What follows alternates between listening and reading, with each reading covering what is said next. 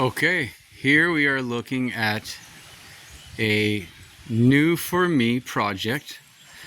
Very exciting, very exciting. I've already had one of these Suzuki multi-cabs, as they call them here in Southeast Asia. And they're popular because they're workhorses and they're just well made and they run forever, and you hardly have to do anything other than just the minimal of maintenance. But that's also their demise. For example, people don't put coolant in there and they put just water, and that just rusts out the whole system, and that does lead to engine failure because it corrodes the engine block also. That's a big no-no, and that's usually the demise out here from a few of them that I've seen that were no longer worth operation. But anyways, I already owned one and I've already had some overheating issues as well. So that's also one of their weaknesses is overheating. This is no exception because of what I mentioned earlier, that they're putting water in the cooling system. And so hopefully I've caught this one before the point of no return. But never mind that. Besides that, they have lots of strengths, and they're just really cool cars. These are the Japanese KEI class of cars that were made, just terrific, high quality Japanese industry. And that's what this was made for, Japanese. And they save the best for themselves. They are just ultimate warriors. They're so durable, they're so practical, they're so handy, they're small, they're efficient. And I guess Japan has a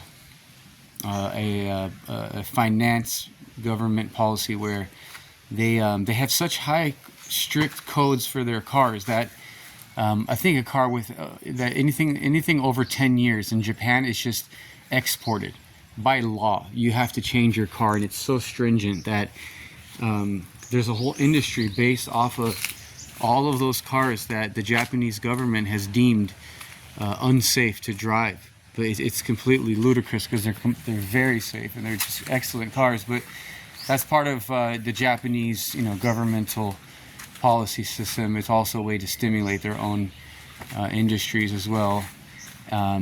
And other countries benefit because now these are loaded up in other countries, and Japan is making tons of them, which is good for all of us because these are the kind of cars you want in this world. They are just excellent. This is a 1995 vehicle, and it's so ahead of its time. It's baffling how ahead of this time. It's a 3-cylinder engine, and it only has 660 cc. It has a tiny footprint, and it has 5 doors. It has 2 sliding doors on either side. It's so ubiquitous. So you can just look around. You can just load this thing with anything, cargo. You can load it with people. Everything folds down. You can live in this thing if you wanted to as a camper. Oh my goodness! And they're just so convenient, and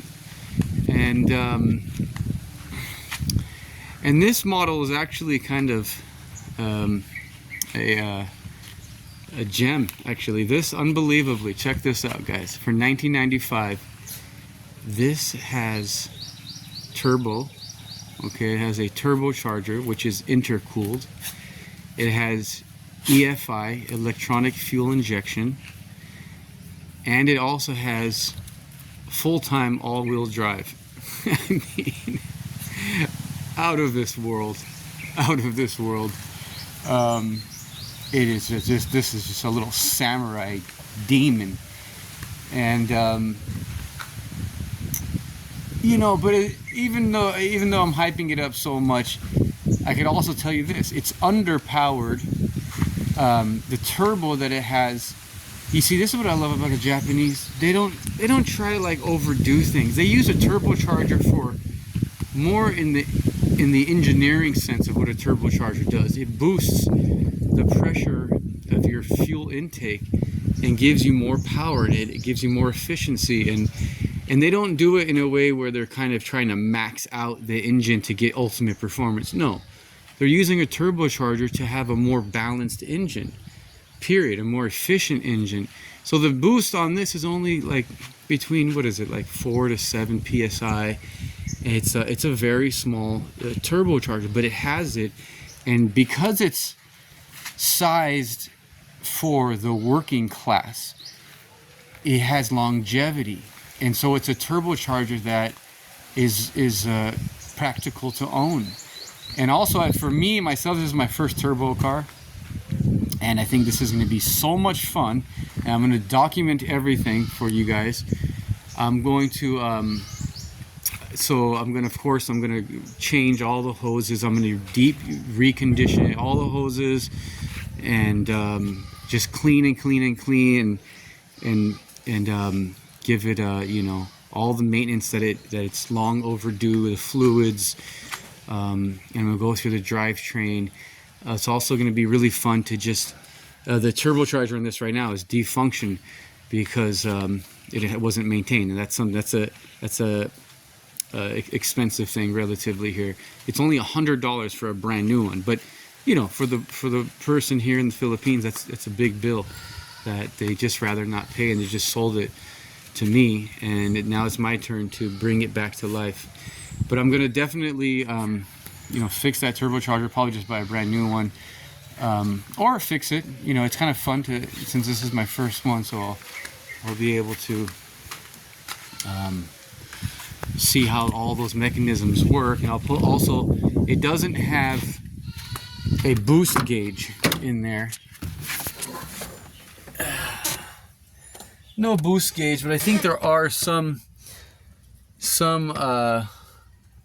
it has a RPM, which is nice, and bare bones in here, bare bones, but it's actually quite comfortable. You got adjusting steering wheel, adjusting seats, and there might even be some speakers in here. No stereo, no big deal. I'll get a good one.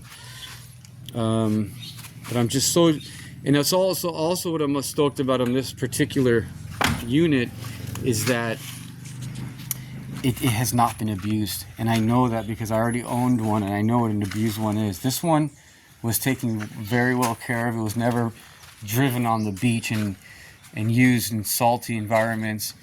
And all the doors, they open and shut perfectly, and they shut nicely. Just, I mean, that's what I want to see, And I know if this was abused, all underneath here would be corroded, and it's not. It's actually fantastic. If this was abused underneath here, this is a super weak spot on these cars, because this is where people put their feet after getting in, and if it's wet or whatever, it's not going to drain properly. And then, but all around the doors, usually there is a little bit in here, which is its ultimate weak point, and there are some in the floor pan. That's about the worst of it. But I don't think you'll find one of these cars without a little bit of floor pan corrosion, and I'll definitely remedy that as soon as I can. And that's just part of the fun, I'm gonna have to do what I gotta do. But this is gonna be hopefully a very rewarding project, and I'm gonna document the whole thing, every step of the way, going through the engine, going through the drivetrain, just a deep reconditioning, opening everything up, exercising everything, all right, let's have fun. Cheers.